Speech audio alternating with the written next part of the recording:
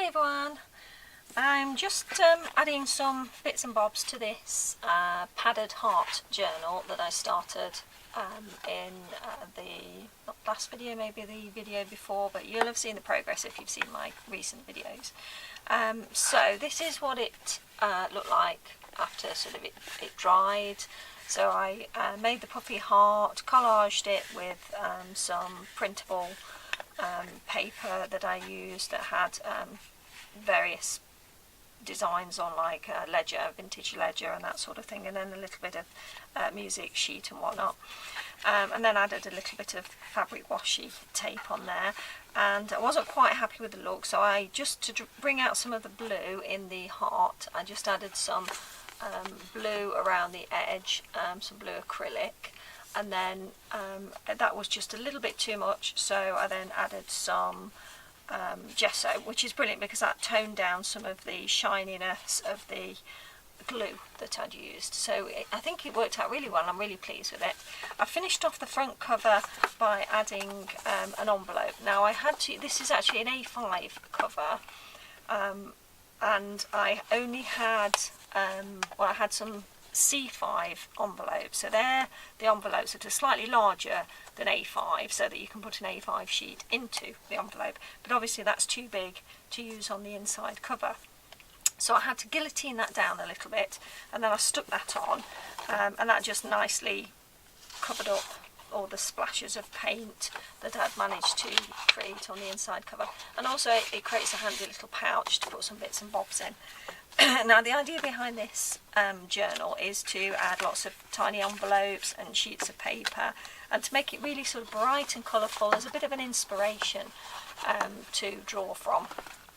So what I wanted to do next, so that I can start adding sort of things like tags, and also some, I'll show you some printables that I've made in a minute, but what I'm going to do is add some sheets of craft card. So this is recycled card. I use it a lot, and this stuff I absolutely love for sketching on because of the quality of the paper. It's really nice and stiff, so you can add things like gesso and white ink and things like that if you want to, but because of the colour of it, it's really nice for using for sketching, because white can sometimes be a little bit too stark to start drawing on, and I find the brown is really good because you've got a colour to start with, so it's slightly less overwhelming than a sheet of white paper.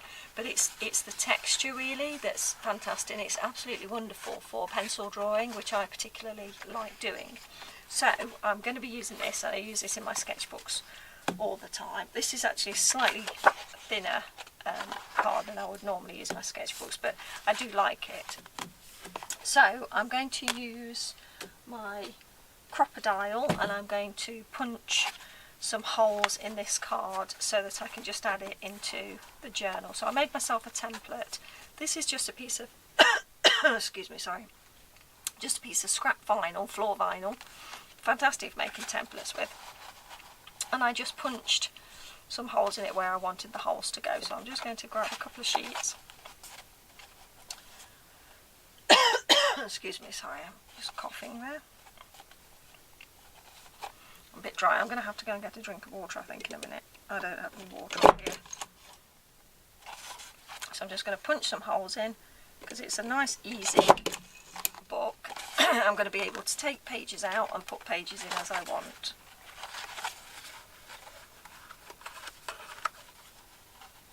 And that's the bonus of using book rings.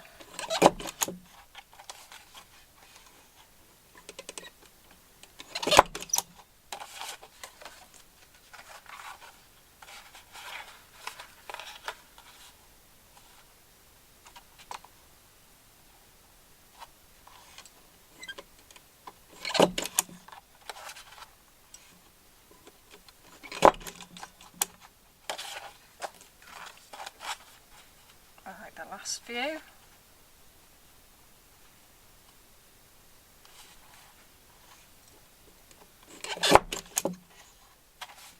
So this will be a nice book to sketch in, do a bit of art journaling, and I do like to work on separate pieces of paper sometimes, so it's nice because I can just take a sheet out, work in it, and then put it back into the journal, which is a bonus.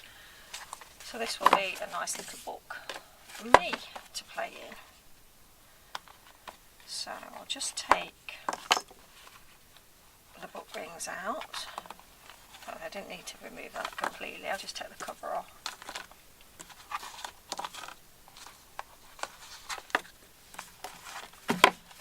I love having little envelopes to put things in as well, so I'm hoping to make a few sort of motivational quote cards, a little bit of inspiration, so that I can sort of just draw on those if I need peace of mind, or I just need a little bit of inspiration or motivation to do something artistic and creative.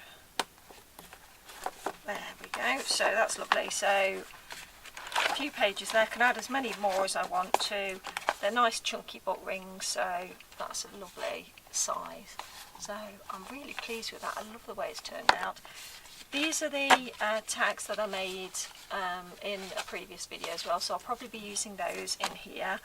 So I think I'll be adding a few little quotes and things like that on these. One way I do like to see quotes and stuff is by cutting out magazine pages and using the words out of magazine pages. I used to do that quite a lot when I was younger, so I'll probably be doing that and just almost like ransom demand letters. So I'll be doing that for some motivational quotes. Now excuse me a minute, I'm just going to lean over and grab something. Excuse me. So these are some printables that I've done for this project, because I wanted some nice bright colours and I wanted some mini envelopes, so I printed two off. I thought this was, actually I did want to show you, because you know I got a new printer recently, and I printed off on photographic paper, but I did it in different qualities. So this one is a higher quality, this is 600 and this is 300 DPI. I don't actually know what DPI stands for, but obviously this one is supposed to be the better quality, I think it's that way round anyway. But the colours come out quite differently, so I was quite taken aback how different the colours were. I don't know whether you can see that, but that just goes to show the difference where a quality setting on your printer, it's exactly the same printer, but the quality setting makes such a difference. Look at the colour difference in the envelopes. So I was quite astounded by that. And also the type of paper that was used. I did print some off on some regular copy paper, and the difference between that and the photo paper is relatively thin photo paper. I think it's about 180 GSM. But the difference in quality and colour was obviously quite astounding, so there you go. I thought you might like to see that. So right, so these, I made these because I wanted lots of different colours. Just going to move these out of the way.